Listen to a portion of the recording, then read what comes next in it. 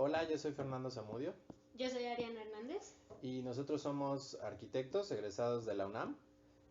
Trabajamos actualmente en procesos de producción social del hábitat y el día de hoy vamos a hablar de nuestro trabajo de tesis que se llama Aproximaciones metodológicas hacia un plan de manejo del hábitat participativo basado en un lenguaje de patrones.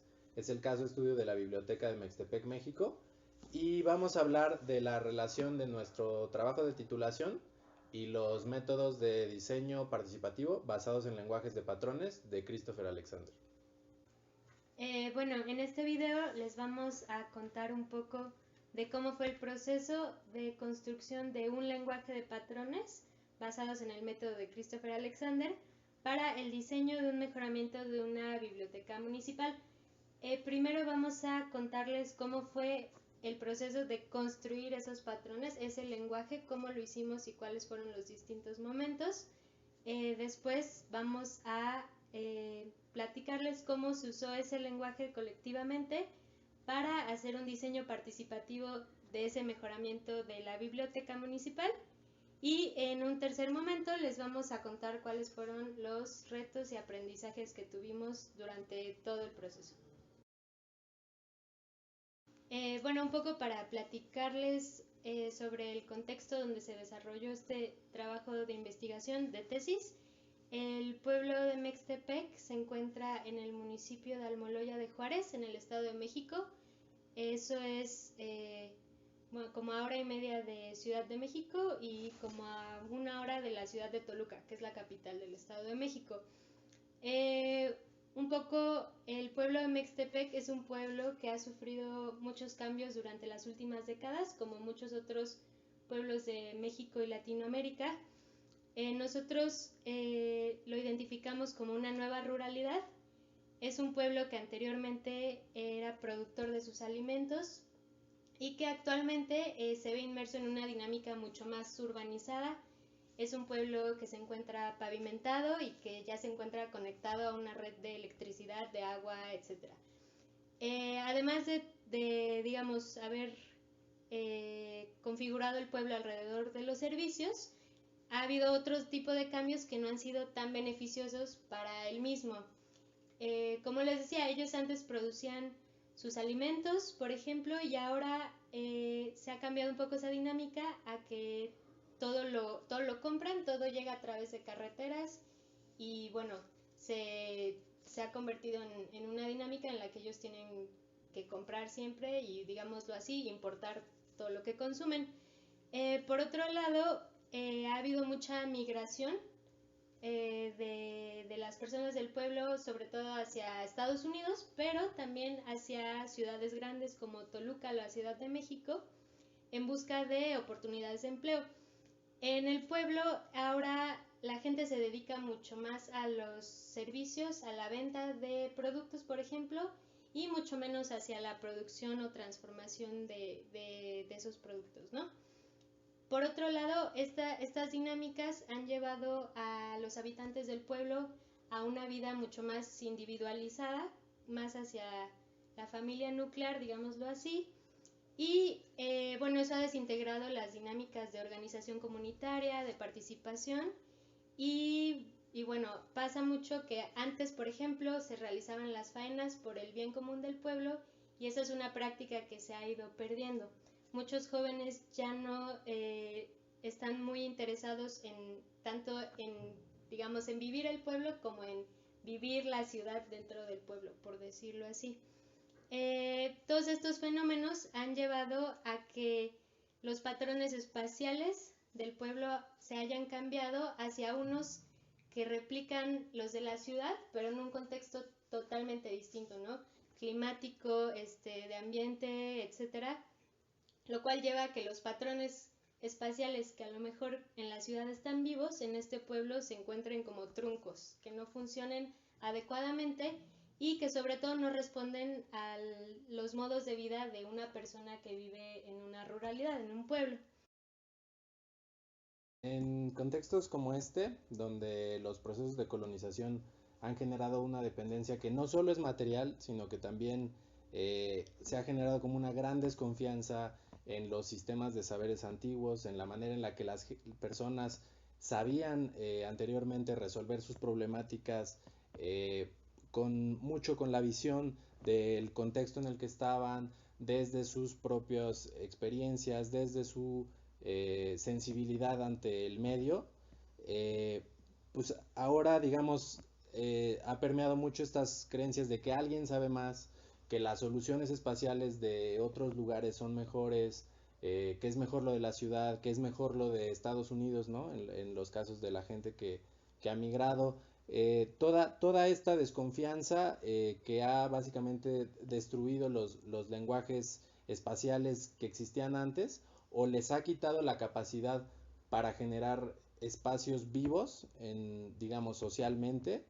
eh, pues es algo que nos pareció muy importante darle, darle su lugar a la idea de cambiar esa situación, o de que nuestra propuesta promoviera otro tipo de prácticas, o se construyera en otros sentidos. De varios métodos y metodologías de diseño participativo que conocíamos, eh, clavándonos en todas y leyendo un poco sobre todas, nos pareció que la propuesta de Christopher Alexander es la que a mediano y largo plazo promueve mucho más la autonomía de un actor o de una comunidad o un individuo eh, para producir su hábitat. Es decir, muchas metodologías dependen mucho del técnico o pues de la asistencia, y entonces la propuesta de construir colectivamente un lenguaje de patrones nos llevaba un poco, la apuesta era que construyéndolo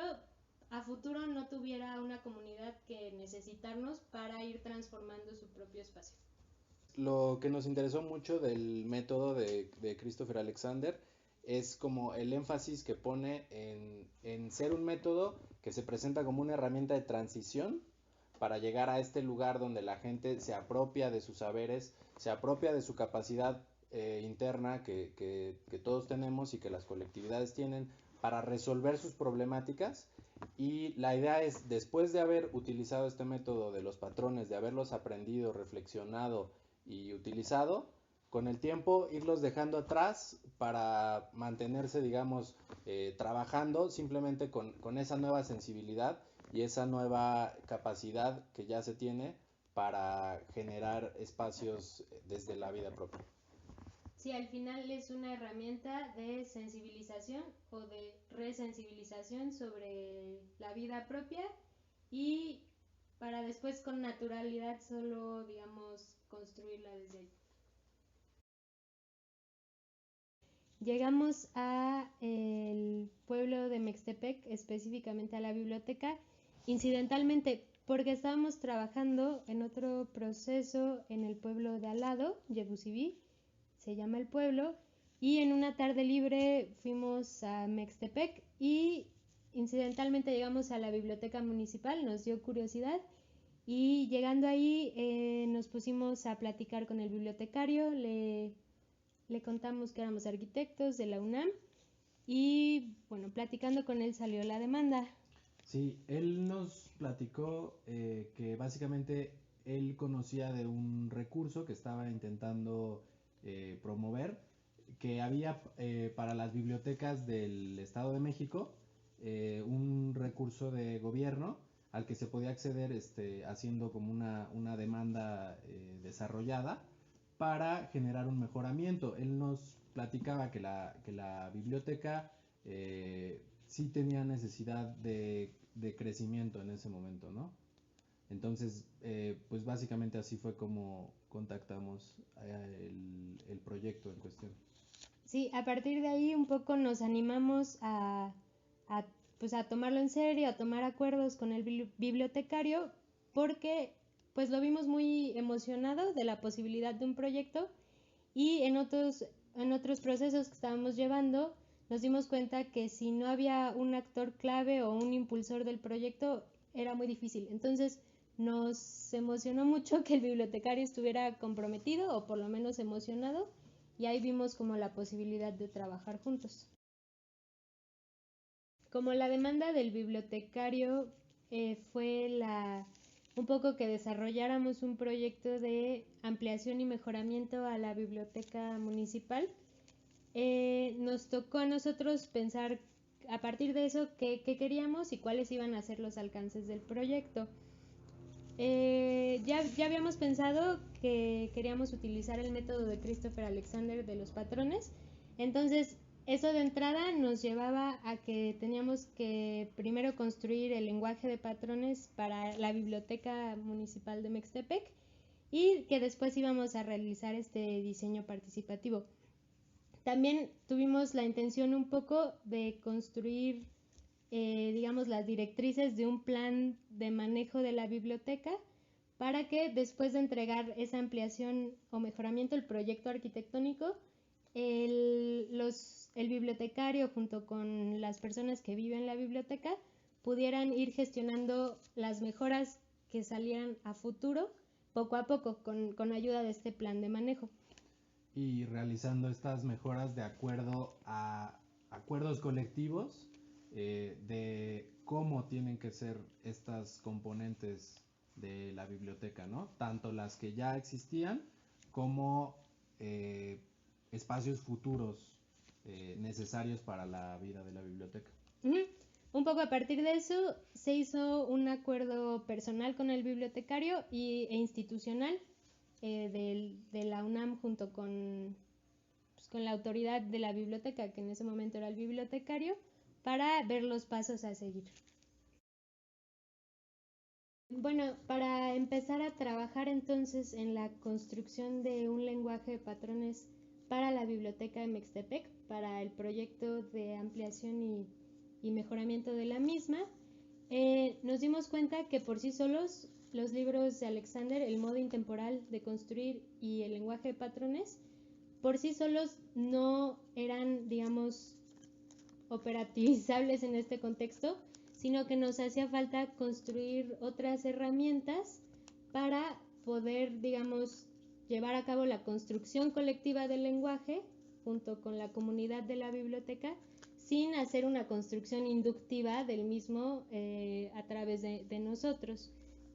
Sí, pues sí, tal cual, en los libros de Alexander no están muy enfocados a contextos como el nuestro, ¿no? Como el latinoamericano, contextos donde la misma condición del pensamiento colonizado hace que sea mucho más difícil intentar llegar a sacar esta voz que tiene cada persona. Algo que vimos que nos podía servir y que últimamente fue lo que utilizamos y nos apoyó mucho en todos estos procesos de construcción de conocimiento colectivo con la gente de allá, fue pues la lectura de temas de educación popular, específicamente de Paulo Freire, que fue algo que estuvimos pues sí, operativizando en las diferentes partes de lo que fue la construcción del lenguaje, que a grandes rasgos son tres, que fueron los procesos de observación, de experimentación y de consensuación de los patrones con la gente de allá.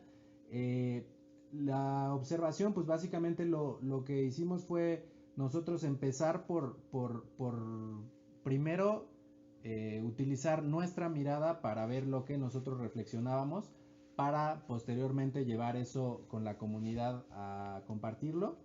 Sí, un poco la pregunta fue, ¿cómo diseñar una biblioteca? Que es como una analogía cuando estás en la facultad de arquitectura y te dicen, ¿cómo vas a diseñar una torre de departamentos, ¿no? A veces diseñamos a priori con ideas preconcebidas de cómo es, pero para construir el lenguaje de la biblioteca nos dimos cuenta que probablemente hasta ahorita no sabíamos cuáles eran los patrones que componían una biblioteca.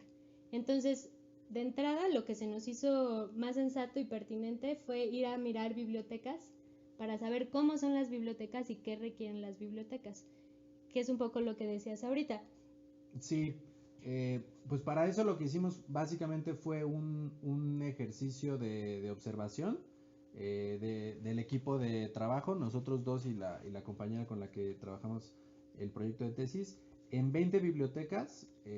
La mayoría de ellas pues contaban condiciones muy similares al de la biblioteca de Mextepec. bibliotecas pequeñas, bibliotecas, la mayoría de ellas especializadas en niños, como la biblioteca de Mextepec, que la mayoría de la gente que iba en ese momento eran menores. Bibliotecas... Bibliotecas que estaban, sobre todo, o bueno, yo creo que la mayoría se encontraban como bajo el resguardo de algún tipo de orden de gobierno, lo cual le da ciertas, o sea, características específicas. Cuando llegamos a visitar una biblioteca particular, vimos que los patrones eran muy distintos porque respondían a lógicas muy diferentes de qué se buscaba con esa biblioteca. Entonces un poco lo que se hizo fue literalmente asistir a las bibliotecas en horario donde asistiera la mayor cantidad de personas que nos imaginábamos por lo menos, y estando ahí realizamos, como dice Fer, la observación participante. En ocasiones platicamos con bibliotecarios o bibliotecarias, con algunos asistentes, pero sobre todo hicimos un ejercicio de dibujo, digamos, de la planta arquitectónica de la biblioteca y de los flujos que en ella había, para entender un poco la lógica de su diseño arquitectónico. Además de eso, o paralelamente, hicimos notas como de qué había en esta biblioteca. Por ejemplo, en esta biblioteca hay acervo, en esta biblioteca hay sala audiovisual, etc. Entonces, de esa forma fuimos construyendo los patrones para lograr tener unas fichas como estas, que bueno, les podemos mostrar una imagen donde ya empezábamos a poner qué patrones la componían, y además de eso un ejercicio corto o pequeño de sensibilización. Ahí nos hacíamos la pregunta: ¿cómo se siente esta biblioteca? O cómo nos hace sentir esta biblioteca de acuerdo a esos patrones. Sí, pues recordando esta cuestión de la, digamos, lo que se le puede llamar como la duda alexandriana, de el método para saber el grado de vida de un patrón, que siempre es cómo me hace a mí sentir profundamente el experimentar el espacio compuesto por estos patrones. Cuando en cada biblioteca hicimos el trabajo como de capturar las percepciones que nosotros teníamos y las que observábamos en las personas que estaban utilizando las bibliotecas, fue con la intención un poco de ir haciendo un criterio o un discernimiento sobre qué patrones que estábamos identificando tenían vitalidad y cuáles no tenían vitalidad. Esto para hacer más fácil el trabajo posterior de la compilación completa de patrones. Al nosotros de entrada identificar los que estaban vivos y separarlos de los que estaban muertos, por decirlo así, teníamos digamos, una cantidad limitada de patrones que se repetían en todas estas bibliotecas. Por lo tanto, aunque visitamos 20 bibliotecas, no acabamos con 500 patrones, sino que a través de los puros patrones vivos fuimos haciendo una lista más corta y más manejable. Sí, por poner un ejemplo de los patrones que fuimos discerniendo, por ejemplo, ubicamos que muchas bibliotecas tenían el patrón de acervo cerrado, ¿no? Digamos, donde el bibliotecario era quien podía compartir los libros y los niños tenían que llegar y pedir los libros. Identificamos, por ejemplo, que ese era un patrón muy muerto, que no permitía que los niños exploraran a su tiempo, a su ritmo, a través de su creatividad, el contenido que había en las bibliotecas. Identificamos, por ejemplo, otros que estaban sí mucho más vivos, como por ejemplo el del espacio de los niños, que tienen muchas bibliotecas, un espacio claramente diferenciado de los demás, que estuviera en un rango de visión del bibliotecario o la persona responsable, y que tuviera mobiliario de tamaño adecuado para los niños más pequeños, pero que al mismo tiempo estuviera cerca, suficientemente cerca de las partes de los adultos para que los niños pudieran también curiosear y empezar a conocer contenidos que a lo mejor no estaban pensados para ellos, pero que orgánicamente iban a poder irlos conociendo, ¿no? Entonces, a través de este criterio fuimos compilando los patrones vivos para una biblioteca gubernamental de cierto tamaño, pues, o sea, ya acercándonos al contexto de la biblioteca de Mextepec. Este mismo procedimiento de ir identificando y compilando patrones que se repetían en la espacialidad de las bibliotecas, lo realizamos también con los patrones constructivos del pueblo de Mextepec. Hicimos la revisión tanto de los patrones tradicionales, los que clásicamente en esa población construyeron las casas de adobe con cimiento de piedra y cubierta de madera y teja, y también con los patrones más nuevos que empezaron a llegar en las últimas décadas. Especialmente para los patrones antiguos, pues, bueno, no antiguos, los patrones tradicionales, constructivos. Lo que realizamos mucho fue entrevistas a gente más de más edad que había visto estos patrones siendo construidos y siendo habitados mucho más, y tenían muchas más referencias sobre lo que implicaban para el habitar. Eh, Además del análisis de los patrones constructivos de Mextepec, también realizamos un estudio de los patrones de la biblioteca particular de Mextepec. Y para eso pues hicimos ejercicios de observación en días regulares de uso de la biblioteca, y también pues hicimos bastante diálogo con los actores, principalmente niños, como les comentábamos, de la biblioteca, los principales habitantes de Sí, allá. fue un poco el mismo proceso que se realizó en las otras 20 bibliotecas, solo que específicamente en esta, para conocer sus dinámicas, conocer qué actividades específicas se realizaban ahí y, bueno, viendo qué patrones ya tenía antes de este proyecto de ampliación y de mejoramiento de la misma biblioteca. Así es. Bueno, y la otra parte que también utilizamos para este ejercicio de observación de patrones primero que hicimos fue revisar los patrones directamente del libro de un lenguaje de patrones de Christopher Alexander.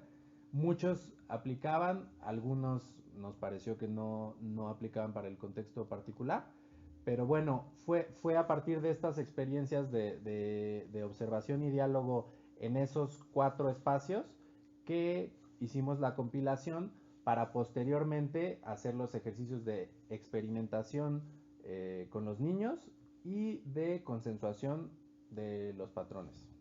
Entonces, al final de estas observaciones, lo que tuvimos fue un mapa, o lo que construimos fue una especie de mapa de patrones y de interrelaciones de patrones para saber cuáles valía la pena experimentar, cuáles valía la pena dialogar, etcétera, como ver qué herramientas nos servían para comprobar cada uno de estos patrones vivos. Y bueno, posteriormente ese mapa también nos sirvió para ver cuál iba a ser el proceso de diseño. Vamos a hablar más adelante, pero un poco la idea era este mapa construirlo a partir de las escalas de patrones, como un poco análogo al libro Un lenguaje de patrones, es decir, primero los lenguajes más grandes que corresponden al pueblo o al conjunto de pueblos, hasta llegar a los patrones más chiquitos que ya hablaban de los toques finales de un espacio, ¿no? La decoración, etcétera. Ya teniendo el mapa de patrones preliminar, por decirlo así, y ordenado por escala y por interrelación, un poco había que ver cuál era el siguiente paso. Revisando la misma bibliografía de Christopher Alexander, en el libro El experimento de Oregon, ya habla un poco más sobre cómo operar el diagnóstico y la revisión de los patrones que colectivamente ya construiste. Entonces, lo que entendimos desde el principio es que había que hacer, aunque nosotros ya habíamos hecho un criterio preliminar sobre los patrones vivos, nos dimos cuenta que aún así teníamos que realizar el diagnóstico con las personas que viven en la biblioteca de Mextepec. Entonces, habiendo estado yendo a la biblioteca y conociendo la dinámica y quiénes iban, pues en realidad quienes principalmente vivían en la biblioteca eran el bibliotecario y los niños del pueblo. Entonces tuvimos que crear herramientas diversas para poder hacer el diagnóstico de estos patrones del mapa de patrones que hicimos con este actor que pues eran niños y niñas pequeños como de entre 4 y 12 años y ver de qué manera íbamos a hacer eso de forma que obtuviéramos un diagnóstico bueno y que los niños no se aburrieran, por ejemplo. Así es.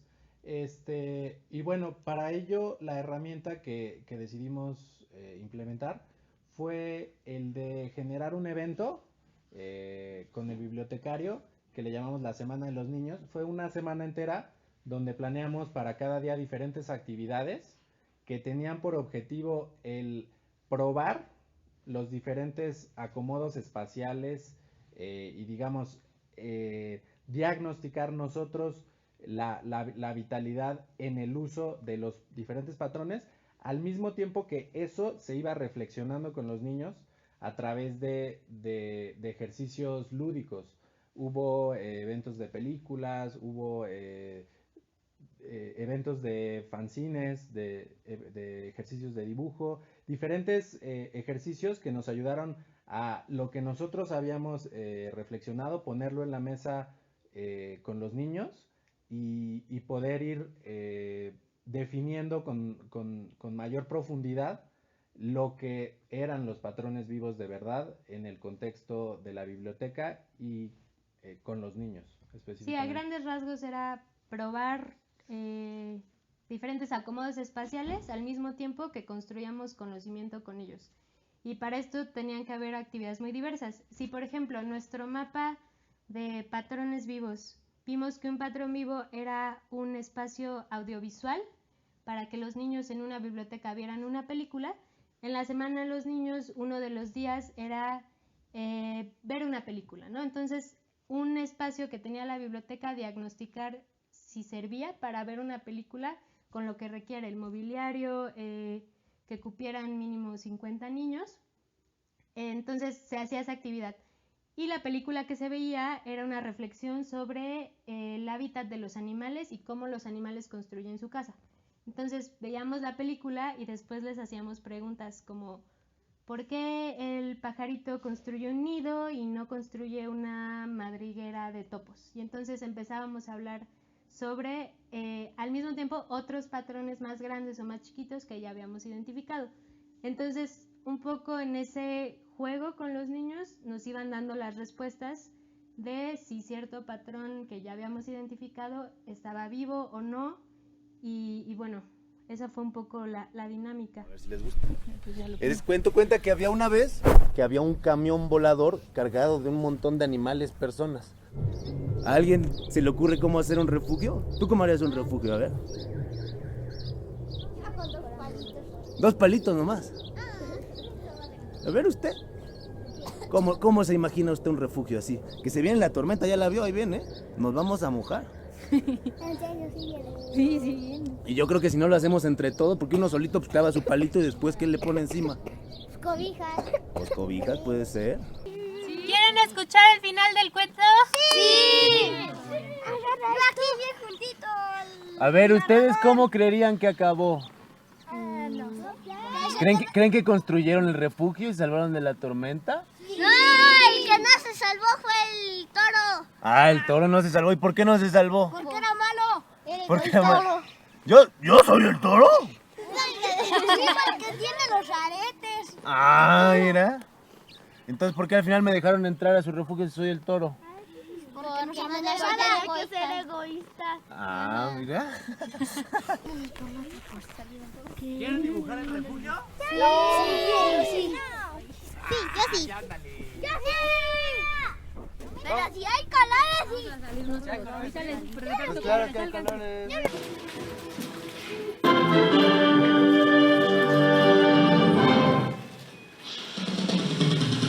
¡Hola, pequeños devoradores! ¿A dónde va esta foca? ¡Oh! ¿Les gustó la película? ¡Sí! ¿La araña? ¡Sí! ¡Un oso! ¡Un oso! Bueno, lo que vamos a hacer es que así como los animales hacen su casita con las cosas que necesitan y de acuerdo a su vida y de la manera en que les viene bien, nosotros vamos a agarrar las imágenes. Amigos, puse a mi abuelita porque me gusta estar con mi abuelita. Puse un balón de fútbol porque nos gusta mucho y unos lápices para dibujar. Pusimos estas montañitas y así. Pues.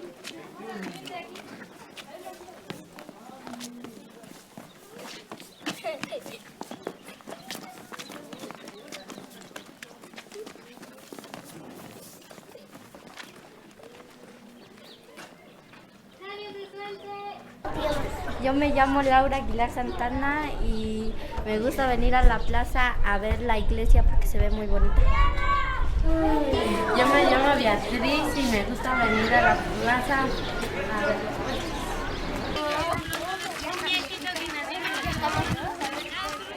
Entonces ahorita a cada uno les vamos a dar 2 hojitas que van a doblar intentando que los números que tienen aquí queden en orden para que sea algo así. Y les vamos a dar una engrapadora para que la engrapen por aquí como estas. Y después vamos a hacer una actividad con esas cosas. Los demás van a atender, yo les voy a preguntar. Las pones en otro lado. ¿Cuántas tienes tú? ¿Ya tienes 8? ¿Tú? Yo ya 8. ¿Tú ya 8? ¿Tú? ¿8 ya? A ver. 1, 2, 3. ¿Qué? Mami, falta de ese. Mira, agarra.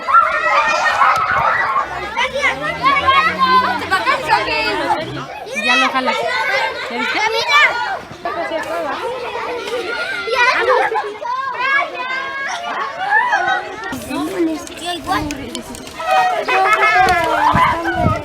¿Necesitas estambre? Mira, el tigre, ¿quieren que les enseñe el libro? Yo no lo vi. Puedes colorear lo que quieras, mira.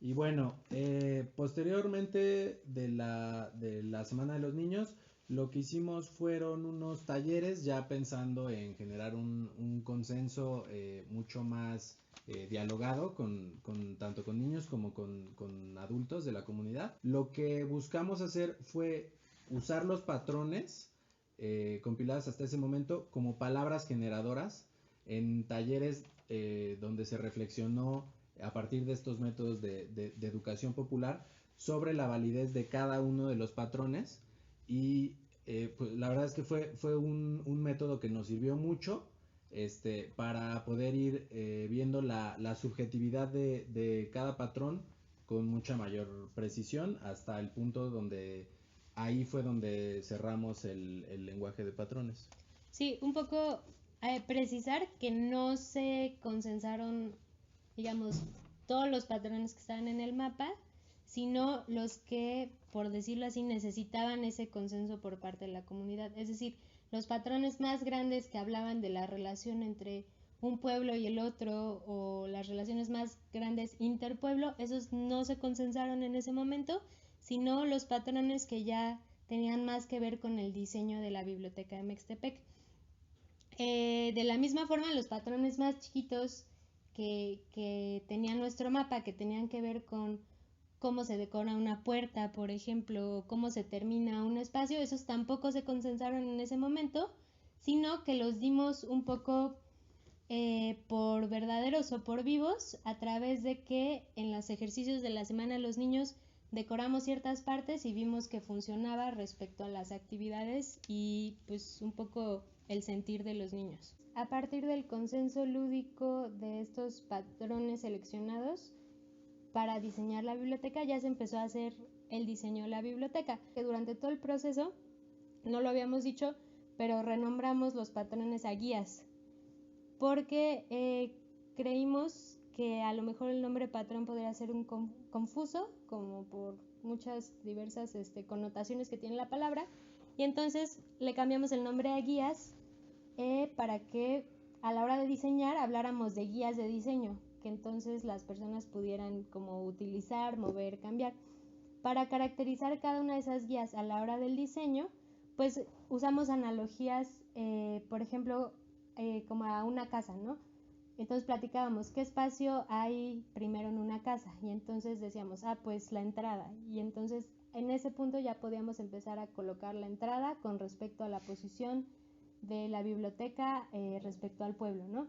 Y así fuimos utilizando criterios como de las guías más grandes a las guías más pequeñas y también las guías más públicas a las guías más privadas, y eso nos permitió que con mayor facilidad los mismos participantes, que eran mujeres y niños y niñas, pudieran ellos mismos estos patrones o guías que mostramos primero como con burbujitas de colores, que las pudieran ubicar. Y a la medida que íbamos profundizando la reflexión, unas burbujitas se hacían más grandes, otras más chiquitas, y se iba como configurando poco a poco. Ya posteriormente, después de tener burbujas iguales a burbujas diferenciadas por tamaño, por ejemplo, lo que hicimos fue hacer un ejercicio con plastilina para ir caracterizando con los patrones más pequeños cada uno de esos espacios, ¿no? Entonces, si teníamos un patrón que era espacio exterior utilizable, ya se iba con plastilina modelando a grandes rasgos cómo debía ser ese espacio. Tener una contención por acá, porque acá pasaban los coches, etc. Entonces, fue un proceso largo, pero con todas estas herramientas se fueron caracterizando los espacios gracias a las guías de diseño que fuimos planteando y consensando. Vale la pena mucho recalcar la importancia de la secuencia, de que las personas, en este caso nosotros como arquitectos que facilitamos el proceso, que nosotros estableciéramos una línea sencilla de seguir y clara y ordenada para toda esta complejidad de problemáticas interconectadas, que era el lenguaje de patrones que se estaban construyendo, encontrar un caminito sencillo para poder ir hablando paso a paso de cada una de las cosas que iban conformando la totalidad del espacio, y con cada paso que íbamos dando, digamos, empezar a formar primero algo todavía muy poco concreto, muy conceptual, y con cada paso ir definiendo con mayor precisión. Y algo que estuvo muy bueno es que nos dimos cuenta que el mayor trabajo fue la construcción de las guías, pero a la hora de utilizarlas fue muy natural, y el armado o la construcción de las relaciones espaciales entre ellas, como tienen cierto orden, por decirlo así, o cierta estructura que ya habíamos establecido, pues digamos que a pesar de que puede haber cientos de formas de poner una puerta, en este contexto había una que tenía sentido respecto a las demás, y eso hizo el proceso de diseño muy muy completo y muy fluido, muy fácil. Luego, a partir de esas guías o de esa compilación de guías, lo que hicimos fue un pequeño manual de diseño que le llamamos Guías para la Biblioteca de Mextepec, que un poco lo que fue hacer un lenguaje de patrones para la biblioteca con todas esas guías, digamos, interconectadas, pero ya ordenadas como de la más grande a la más específica, que es lo que se encuentra al interior de nuestra tesis también. La idea era un poco dejar ese manual de guías a la comunidad para que a futuro, si algo cambiaba o si querían rediseñar las cosas, o si a futuro había una necesidad distinta o algo así, pues pudieran hacer esos cambios por sí solos con la ayuda de este manual de guías.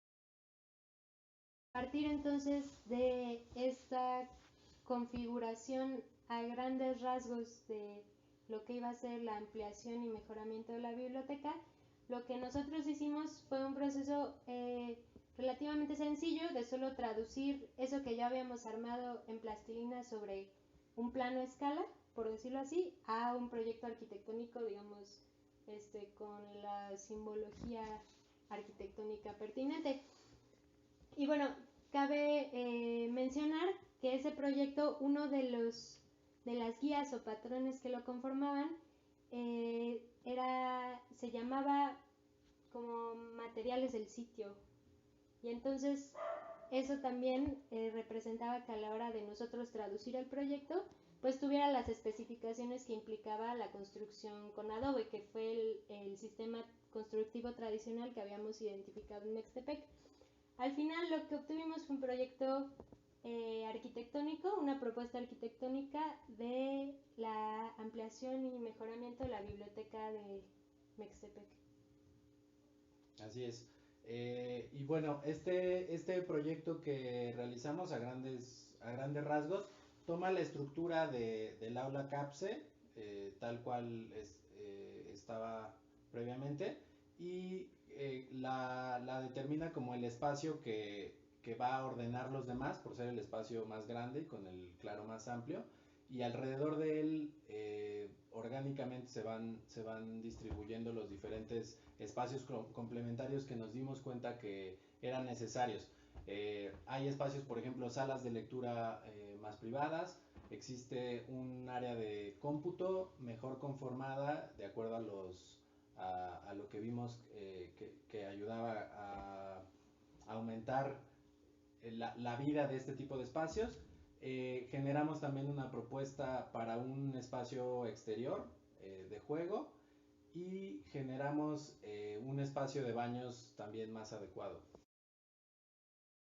Muy importante, la primera que me gustaría destacar es pues básicamente que la reflexión sobre los patrones a través de los sentimientos profundos de la gente funciona muy bien el generar estas preguntas como las realizamos y demás para lograr que la gente empiece a recuperar esa voz y a recuperar la capacidad para leer la subjetividad de los patrones y para identificar qué es lo que a ellos les parece vivos o no.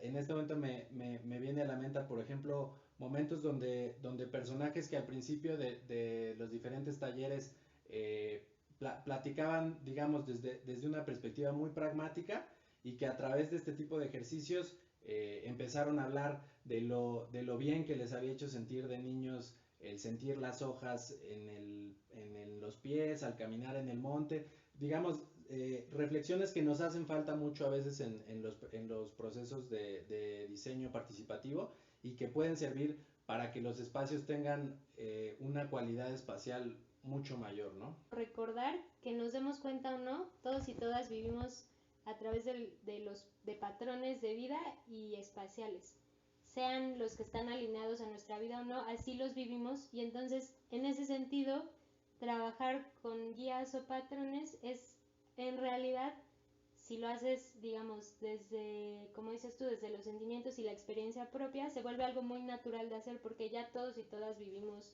de esa forma. Es importante que a lo mejor muchas veces no es tan importante hablar de un montón de conceptos técnicos, hablar de la cualidad sin nombre en un sentido tan literal. Muchas veces hablando de la vida, ese tipo de conceptos empiezan a surgir, ¿no? Lo que obtienes son espacios que no solo configuraste participativamente en el espacio y decidiste dónde va cada cosa, sino que te da la oportunidad de irte desde las relaciones más amplias hasta las más pequeñas, obteniendo espacios de una calidad arquitectónica espacial muy profunda y muy fina, por decirlo así, y eso en realidad se traduce en espacios muy vivos, espacios muy agradables y espacios que se sienten bien. La herramienta tiene que ser flexible, ¿no? Nosotros, por ejemplo, en nuestro caso, en un ambiente que a lo mejor no era de la mayor cantidad de participación, decidimos algunas partes, digamos, promoverlas más desde nuestro ejercicio de observación y rescatar lo más posible en los procesos de consenso la experiencia colectiva, ¿no? Pero digamos, esa parte fina de decidir de qué manera van a hacer las cosas depende mucho de la participación y hay que planearla puntualmente para cada. Sí. Y bueno, otra reflexión pues muy importante es la de, para este tipo de procesos, saber qué roles tienen los diferentes actores y qué tipo de trabajo pueden aportar a la construcción de un lenguaje colectivo, porque cada persona es distinta. En nuestro caso, por ejemplo, nos dimos cuenta que los niños tenían una capacidad muy fuerte, especialmente a través de ejercicios de juego y más lúdicos y más narrativos, de sacar esta sensibilidad para definir con mucha riqueza los patrones, ¿no? Sí, a lo mejor un niño no se puede sentar horas a un taller a revisar una guía de diseño, pero entonces hay que saber cómo interactuar o cómo trabajar con los diferentes actores de acuerdo a lo que pueden proponer en el proceso, a lo que pueden dar en el proceso y no esperar que el proceso va a ser igual para todos los actores. Entonces algo que nos enseñó este trabajo es que diseñar con niños o construir el conocimiento con los niños es muy rico y bueno, es una forma de integrarlos a procesos de diseño cuando pareciera que es muy difícil o pareciera que no se puede o pareciera que les tienes que hacer una encuesta y te contestan, ¿no? Entonces, que la participación de los niños puede ir más allá que solo contestar una pregunta y que es posible diseñar con niños, niñas, jóvenes, adultos, solo hay que saber cómo llegarles. El método de lenguajes de patrones podría ser una herramienta muy buena para las escuelas de arquitectura, para enseñar a jóvenes arquitectas y arquitectos a concebir el espacio, digamos, a producir socialmente el espacio y el hábitat, de modo que pues bueno, no salgan de la escuela a construir desde sus propias ideas preconcebidas de cómo debe vivir alguien más, sino cómo construir con el habitante o la persona que va a vivir ese espacio a partir de su propia vida. Bueno, esa fue un poco nuestra reflexión sobre el trabajo de tesis, de investigación que hicimos con el método de un lenguaje de patrones. Les podemos dejar por ahí el link a nuestra tesis por si lo quieren revisar. Y bueno, eso era lo que les queríamos compartir. Muchas gracias. Gracias.